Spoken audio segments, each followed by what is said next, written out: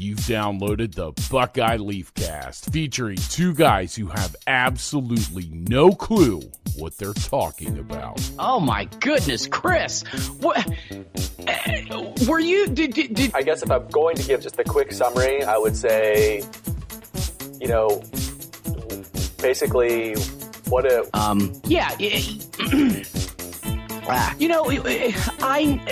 First of all, I have some corrections for some of the things you said. That's a mystery. And now, here are your hosts for the Buckeye Leafcast, Andy Evans and the intergalactic Buckeye fan himself, Mr. Chris Stefanick. So, Chris, here we are. Season number 6 of the Buckeye Leafcast, sir. It is once again an honor and a pleasure to be doing it with you. I feel like I just came home. We both come home, brother. It is another season of Buckeye football. We are kicking it off in style. We've got an interesting season coming up here, Chris. And before we jump into talking about their first game coming up here on Saturday, August 31st, I want to pick your brain a little bit about this upcoming season, because pretty much the last Leafcast we did, it was after the Rose Bowl. We didn't even really have time to get together and do a spring game, post-synopsis. So this is really the first time I'm kind of talking to you about this upcoming season. And obviously, Chris, it is so much different than any other Leafcast we've ever done, because it is a new era of Ohio State football that we are going to begin upon. Of course, it is now the Ryan Day era, and not just being the Ryan Day era, which I'm very excited about. I know there's a lot of other people out there that are excited, but I feel different about this season, Chris, and I'll be honest with you, it's different not in so much of a good way. I think there's a lot of intangibles that are going into this year that make me nervous. I still think Ohio State is going to have a good enough season, but I just don't know if it's going to be the kind of season that we've been accustomed to, of course, the last 7 seasons, and even before that during the Jim Tressel days, aside from the one Luke Fickell flub year. But I don't know, Chris. I think there's so many intangibles going into this season. I'm a little worried, a little nervous, not so much for the long haul, but just for this season, in particular, that it's got me a little bit spooked. I don't know about you, but I want to hear what you have to say and get your thoughts on this upcoming season. Are you nervous? Are you fine? Do you think Ryan Day is just going to step in here, wave a magic wand, and pick right up where Urban left off, or do you have some doubts in your head, kind of like I do? Well, there's no magic behind it. You just look at the talent. Right now, Ohio State has so much more talent than the rest of the Big Ten. It's not even funny. I mean, so I saw somebody do a analysis of the rosters in the Big Ten, and what they did is they took the recruiting rankings over the last 4 years. So you're looking at freshman through senior class roughly, and Ohio State. They added up all the kids that were top 100 in the country when they came out that year. So you're a top 100 kid in high school, for 2018, 2017, and so on, for 4 years. And for top 100 kids, Ohio State, not only do they have as many as their 3 top rivals combined, that would be Michigan, Penn State, Michigan State, but you could also add in almost the entire East. You add in Rutgers, Indiana. You could even throw in Illinois. So it was like the entire East minus Maryland plus Illinois. They had more top 100 kids than all of them combined. So if you look at talent, it's just not even close. And honestly, it's not.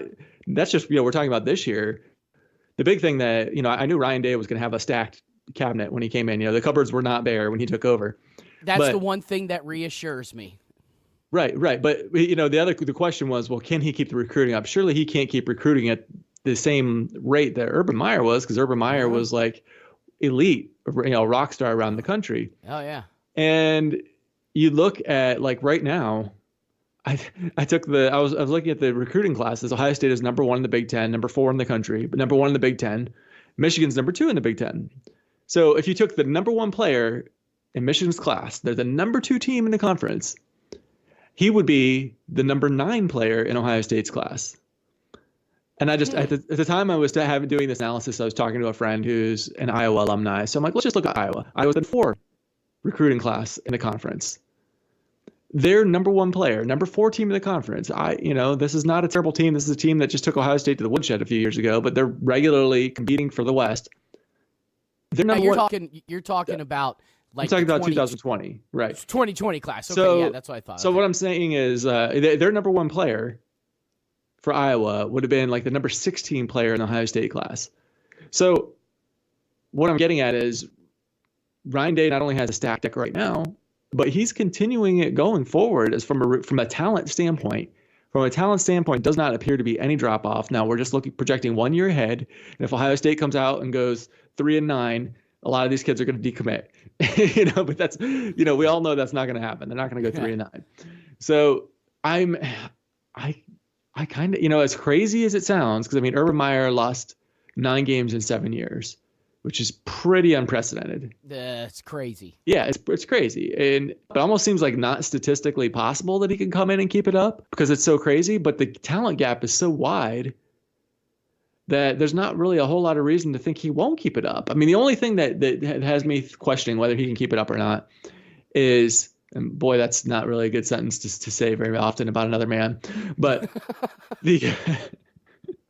just, sometimes it comes out of your mouth and then you realize what you said. Let her rip. Yeah, one of the reasons why Urban only lost 9 games in 7 years is like, I mean, did he lose a close game ever? I mean, I guess there was the one, in a rainstorm versus Michigan State 2015. He lost that one on the last second field goal. But it's like, otherwise, like if it was a close game, he won it. There's like Brady Hook going for 2. They get the stop. There's like that Maryland game. There's any number of plays where like had one guy just like missed a block, or one guy slept, or the ball bounced another way, they lose to Maryland. You know what I mean? There's 7 years, he pretty much won just about every one. Those are like coin flip kind of games where you hope you're above 500. Huh. He basically won every one of them except for maybe one in a 7-year span. JT doesn't get the first down on 4th and 1 in the 2016 Michigan game in double overtime. Yeah, I mean that game. That could have been called anyway. Honestly, a neutral observer of that game probably wasn't going to complain either way. If they call he get it or he calls he doesn't, remove us Michigan and Ohio State fans, but somebody like an ACC fan or something watching the game, just like either way would have been probably fine with the call because it was just that close.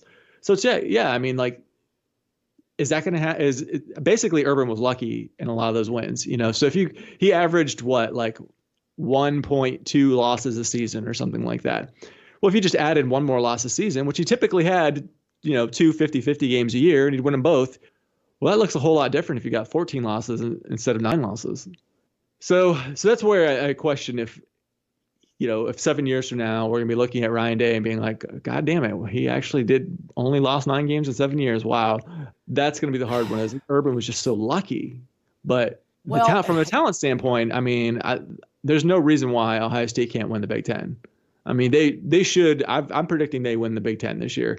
Now, it's, the difference between 1 loss and 2 losses, which is what that luck, those 50-50 games, that's the difference between making the playoffs or not. And so if you're one of these Ohio State fans that's like, it's playoffs or bust, I probably they're not going to make it. I mean, they certainly could. They certainly could. They're sitting at 5 right now, and they'll be favored to win every game on their schedule. I'm betting. I mean, right now they're not favored versus Michigan, but I have a feeling that by the time the Michigan game rolls around, they probably are going to be favored. So I don't know. That's where I'm sitting at. Here's my position with this upcoming season. And you really touched hard on, obviously, Ryan Day trying to redo what or copy, if you will, what Urban Meyer did. And yeah, who knows what the future is going to hold. Yeah, obviously, hindsight 2020, once we get to that point, we can look back and go, wow, yeah, Ryan Day had a damn fine career here at Ohio State. But obviously that's, tough to surmise. I think the future is bright for Ryan Day, and I think ultimately he is going to end up being a good coach at Ohio State. But I see, quite frankly, and this is not a knock on him, but to follow up 2 Hall of Fame coaches, okay, Jim Tressel and Urban Meyer. I mean, Ohio State has had enormous success since Jim Tressel took over in 2001. Yeah, there's been a season here, there's been a season there, there's been a game here, a game there, obviously, that didn't go Ohio State's way. Obviously, 2 disastrous national championship games that Jim Tressel appeared in that made Ohio State look kind of bad. But still, nonetheless, Jim Tressel had a damn good career here at Ohio State, and Urban followed it up, fourfold, fivefold, tenfold, whatever. I mean, what Urban Meyer did, like you said, is just, it was nuts. It was crazy. I mean, 9 losses in 7 years. That's just, I don't think that Ryan Day can emulate that. And the reason being, and I understand dude has experience. It's not like he's just coming in coaching his son's Pee Wee League team for the last 10 years, and he's just now getting his first coaching job. But it is his first head coaching job. Okay, and usually, even Urban Meyer. I mean, he started at Bowling Green. Then he went to Utah. Then he went to Florida. He kind of started a little lower, had success, built his way up, and then became the coach that he was. He obviously proved, I am a head coach, I know what to do, but he started kind of low. Jim Tressel, hell, he was at Division I AA or FCS, whatever you want to call him, Youngstown State for what, 24 years or something like that? But still got his feet wet at a little bit lower of a level, had enormous success at Youngstown State, winning 4 national championships, and then elevated into a major college head coaching position. Ryan Day is being thrown in to his first head coaching position, and it's at Ohio State. And I almost see that. I almost see it as being Luke Fickell-esque. Now, am I going to sit here and say they're going to go 6-7 like Luke did in his first year? No, I don't. But Luke was a former Ohio State player, and he was on the coaching staff for with Tressel for a few years, and then he gets thrown in an interim role, which was basically his tryout. Hey, Luke, the team does well this year. You could be the head coach permanently, and of course we know how that ended up. Now he's down at Cincinnati, which is, I mean, let's face it, Cincinnati's still it is big-time college football, but they're not actually, are they in the what are they in? American Conference. ACC. Yeah, they're in the American Athletic Conference. So they're not even in a conference that's part of the Big Five. You know what I'm saying? And I don't know. I've got my doubts that Ryan Day can just step in and wave a magic wand, and they're going to return to even the Big Ten championship game, that they're going to go back to the college football playoff. I don't see it happening. I'm sorry. I think there's going to be some bumps in the road. There's going to be some roadblocks. And I think you throw in the other intangibles, Chris, with, retooling the defensive staff. It's still new. You're still getting to know each other. Granted, Washington and Madison know each other well, but they still got to get to know the other guys. Jeff Hafley, and obviously Larry Johnson, the other guys on the staff. So you've got that intangible. Then on the offensive side of the ball is pretty much everybody, except for bringing in Mike Yursich from Oklahoma State as a passing game coordinator. But now you've got a whole bunch of question marks on the field. I mean, we know Justin Fields is starting, but we're talking about a kid who played in like 12 games as a true freshman. So that's saying something. He at least had some experience, but it's not like starting experience or anything like that. But you got 4 of your 5 offensive linemen that you got to replace. You got one of your 2 headed monsters at the running back position who took off for the NFL. You've got 3 fifth-year senior co-captains at wide receiver that are gone. So I think there's a lot of intangibles on the field offensively that, we don't know, how it's going to look. And so just throwing all of those things in, Chris, I really see there being some bumps. I think as the year progresses, they're going to look better. But, at the end of the season, you got Penn State and Michigan back to back, and you're in the big house. I mean, I don't know. I just honestly, I don't see a return to the Big Ten championship game. I think Michigan, and I've been saying this for years, and I probably just say it because I'm kind of a naysayer, and I like to use reverse psychology on myself. But I do think that this could be the year that the smelly rodents end up finally notching a W against Ohio State. And the Buckeyes could go, I think you're looking at like a 10-3 season this year. Once again, a good season. I think that would actually be a great season for a first-time head football coach to have at a major university. But if you're not going back to the Big Ten championship game, maybe you still play in a New Year's Six bowl at, let's say 9-3 or 10-2 or whatever their record might be at the end of the year. I think it might be more like 9-3 at the end of the year without a trip to the Big Ten championship game. Buckeye Nation will probably go nuts. I mean, there will be some out there, fire Ryan Day, he sucks, blah. Bring back Urban, this is terrible, blah. And I just hope that there are a lot of realistic fans out there, because I've talked, most people it seems like I think are fairly realistic, but there are some who feel so confident that Ryan Day's just going to step in here and, like I said, wave a magic wand, and it's just going to be glorious, and it's going to look like Urban .2. I think you got another thing coming. So, okay, here's what I would say to that.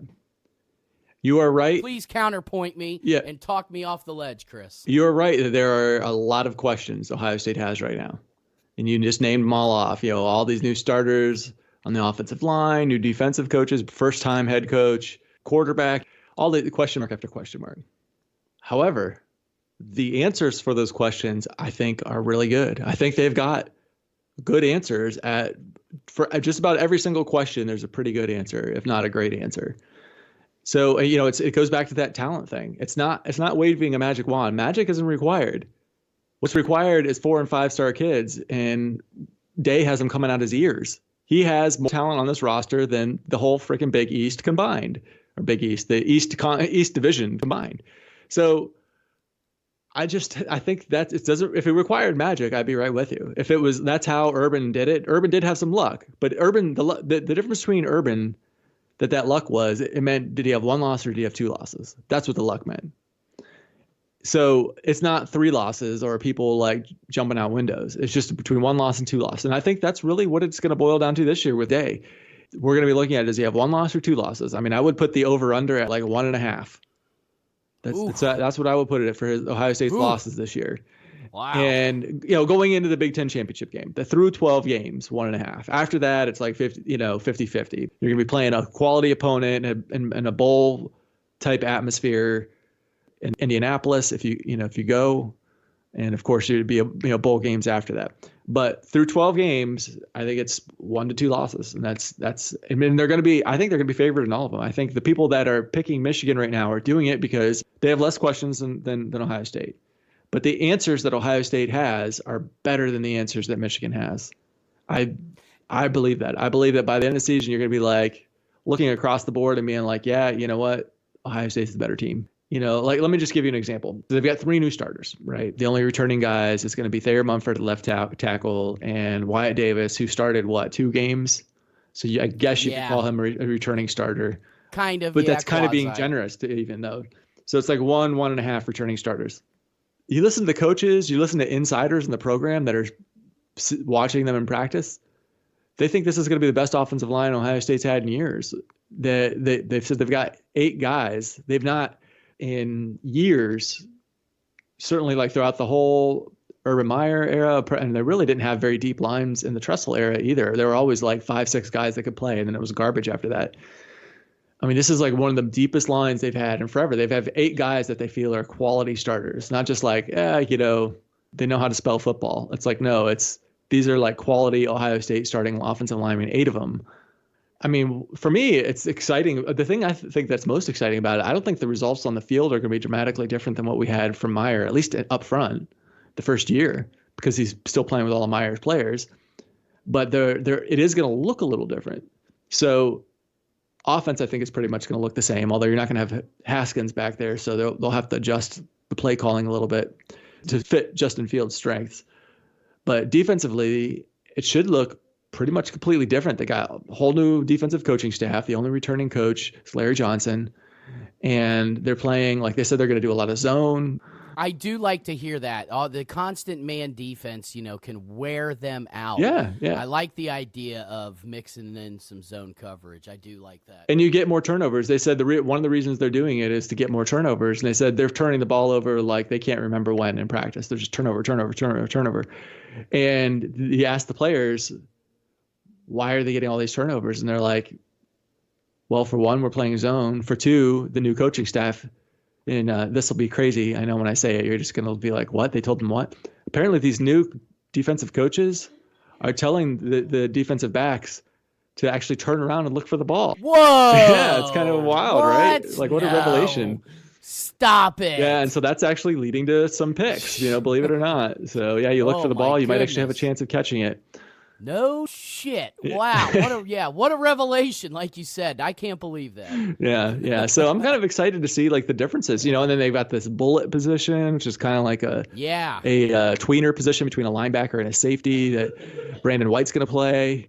So it's going to be fun to see what that looks like and what situations they use it, Yeah, I agree with you, man. I think that the defense, the changes that Ryan Day made were good changes. And I think that the defense, quite the opposite of what it was last year, is going to be the saving grace for this team's success. But I do agree, yes, talent-wise, obviously Ohio State is going to have more talented individuals than virtually every other team out there. But having the talent and then how they respond onto the field, well, that's two different things. So another thing that's kind of a big change is just the styles of head coaching. And I don't know how much we're going to see this, but apparently it's showing up a lot to the players. So like I was listening to Josh Perry's podcast, and he said, Urban, he's the kind of guy who he's going to make you successful through misery. It's like success through misery, make you as miserable as possible every day to get the best out of you. I would say that's pretty apropos to describe Urban. I think he's one of those guys, that he really gets hard on people and he wants to challenge people, but he does so in such an authoritative, sense that I'm sure he probably drives some people nuts, kind of a la like a Nick Saban almost. Well, meanwhile, Ryan Day, apparently his philosophy is to love you to death. So it's success through love. You got success through misery versus success through love. So that's, pretty close to like polar opposites, right? I mean, they both are big believers in the team being a family. Urban, you're brothers. These are you go to battle for your brothers. Don't go to battle for me or do it for your brothers.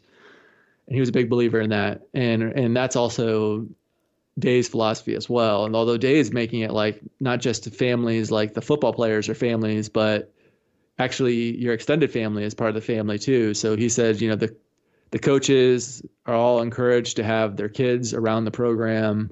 And so you see kids, wives and stuff like that all the time will just be around, growing up around the program. So it's just he converted his office into what looks like basically like a den or like a living room. There's a fireplace with a couch, and so he wants people to just come in and just hang out like they're in the family room at home. Marshmallows, tell ghost stories, sip hot cocoa. Right. Sure. So yeah, I don't know how much we're gonna see that as fans, but to the players, this is like a night and day difference what they're experiencing now, going from Urban to Day, and it's a similar thing, I think, of what I'm hearing on the recruiting trail, that like Urban was the rock star and he would come in and just kind of, you would be in awe.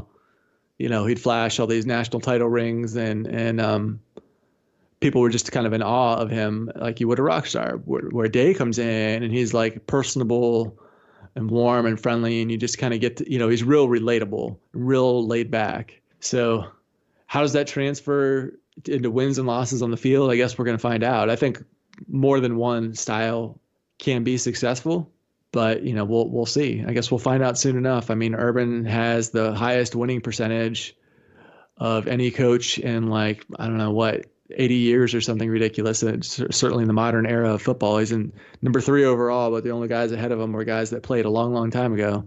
So that style was definitely working for him. Yeah, like you said, I mean, only time will tell, and we're going to find out here very, very soon because they've got a game in less than a week, and we have an upcoming podcast to talk about that Florida Atlantic game.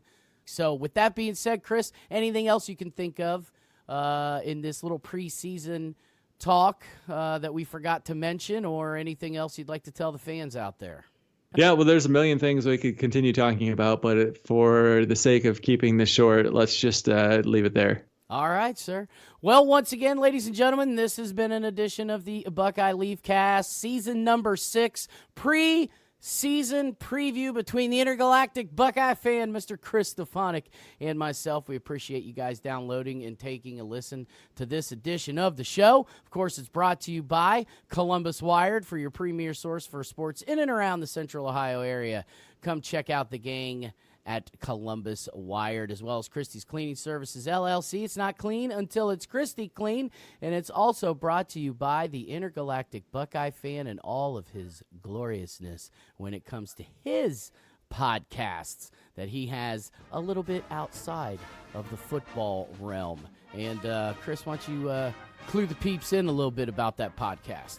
Yeah, so I've got a personal development podcast. You can find me at choiceconversations.com, or just, go to your podcast app and look for Choice Conversations. So that I would love to have you as a listener.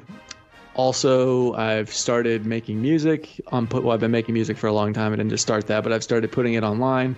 So my stage name is Zen Large. So you can find me at Zen Large, all one word, ZenLarge.co. So zenlarge.co. Check it out. Booyah! Zen Large, baby. You large and in charge. Zen Large your life, baby. All right. Awesome stuff, brother. Well, hey, until the next time, let's leave them like we always do. OH. I-O. Go Bucks!